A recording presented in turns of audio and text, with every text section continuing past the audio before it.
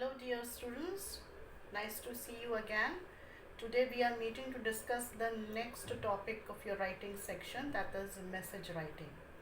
So firstly I shall tell you the points to keep in mind while drafting the message, and then I will tell you the format of the message. So listen to it carefully. So dear children, learning to write a short and clear message is a very important writing skill. Many times we are faced with situations when leaving a short message for someone is the only choice we are left with. Though mobile phones and text messaging is the in thing today, but short written messages have their own place. So, firstly, we shall discuss that what is the purpose. The purpose of writing the message is to give information or some news to a third person who is not present at the moment. The vital information conveyed in the conversation is to be converted into a message for a third person. At other times, the question may involve standard instructions containing the necessary information for the message.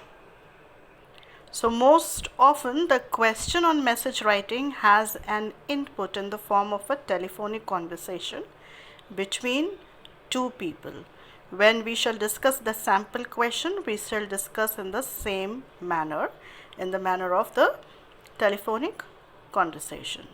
Now I have written, as you may see here, I have written few points to be remembered while drafting the message. Now I'll be reading point wise. You just pay attention to all these points that are written here. Firstly, you will give a brief salutation.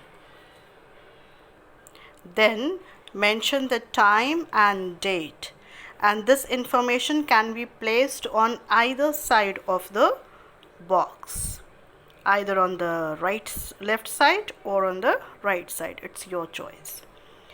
The next point to be kept in mind is put the sender's name at the end of the message.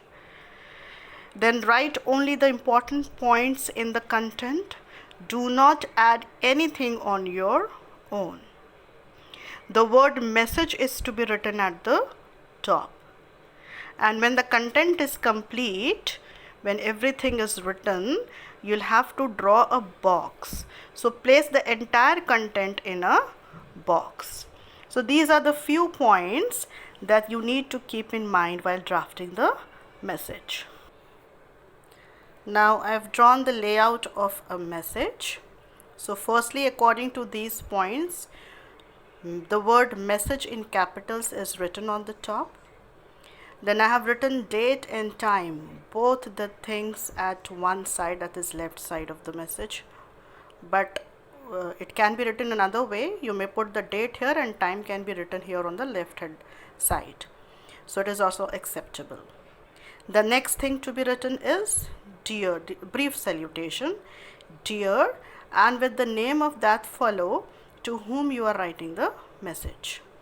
So his or her name will come here. Then comes the content. Now because it is a short composition, so you need to keep in mind that the content must include only the 50 words. Sometimes it is mentioned in the question, sometimes the word limit is not mentioned.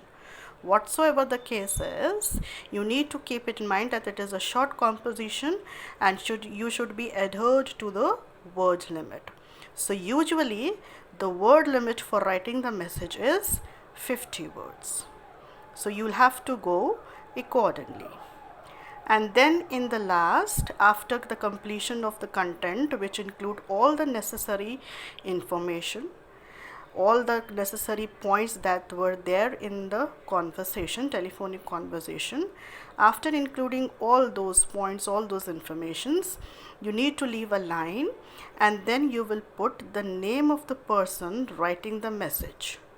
Whosoever is writing the message, the name of that person will come here on this left hand side of the box.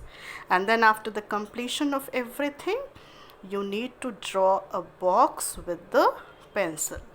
A neatly drawn box should be there. It should not be drawn roughly with a free hand.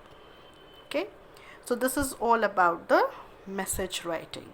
Now in the next video, in the second part of this topic, we shall take up one sample question in which I'll be telling you that what is the exact way. Though the format and the points to be remembered are already discussed, we shall do one question on message writing in the next video. So see you soon. Thank you.